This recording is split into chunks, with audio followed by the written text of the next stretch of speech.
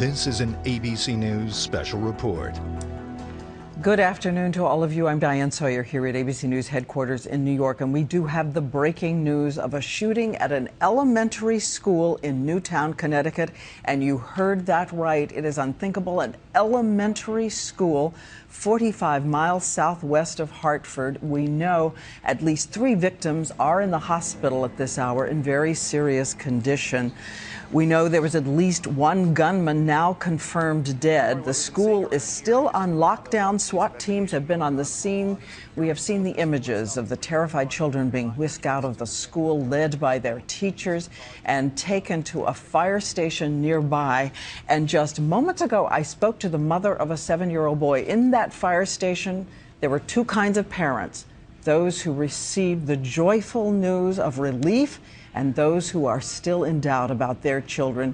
She got the good news that her 7-year-old son was all right. Here's what she had to say. Did they give you any sense when you got there, when you got to the fire department area, what had happened? What did they tell you? No, nobody is giving us, no officials are giving us any information. There's a parent I know who happened to be in the building at the time, and she's pretty broken up. She was in a meeting with the principal and some other people, and they heard shooting. They got up, they went out, and she had stayed in the conference room, and my understanding from her is the principal and other people got shot when they went out into the hallway, and she was the one who called 911. So you talked to the person who called 911? Yes, and she said that there was hundreds of shots, it sounded like. Hundreds of shots? That's what she said. And were there families there who don't know where their children are? Yes, there are still families here who do not know where their children are. And were they giving them any information at all? Are there still There's children? no information for those parents.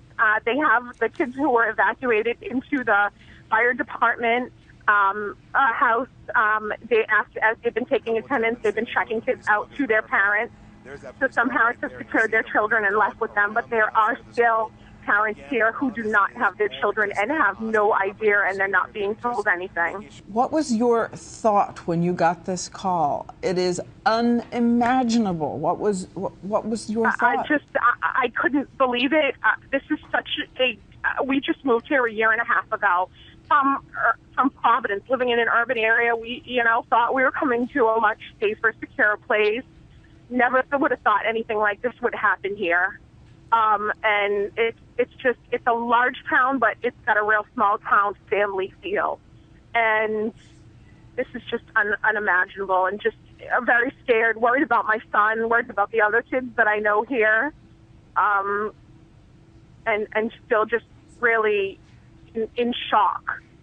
What is it you're going to say to your son about this? Have you thought about that yet?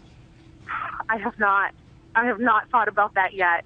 And I mean, my daughter is in preschool down the street. I know her preschool's in lockdown, and I have an older son who's at the intermediate school for 5th and 6th graders, and they're in lockdown. I don't know what's happening there. Well, again, I thank you so much for phoning in and everything that you've told us. Thank heaven your children are all right, and we just send you love and all of our thoughts for these days ahead. Thank you.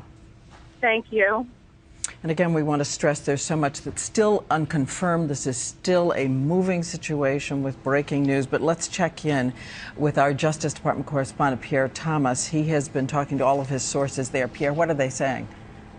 Diane, the FBI and the Bureau of Alcohol, Tobacco, and Firearms have sent personnel to the scene.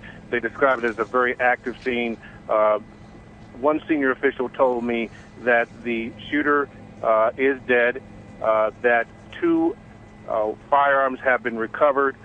Again, a large number of federal authorities are coming to the scene, which suggests that there is a lot to investigate, and they're being very careful about talking about victims. The one official I spoke to said that he had been told of at least 2 children who had been injured in some fashion.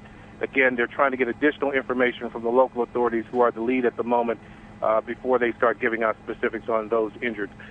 They're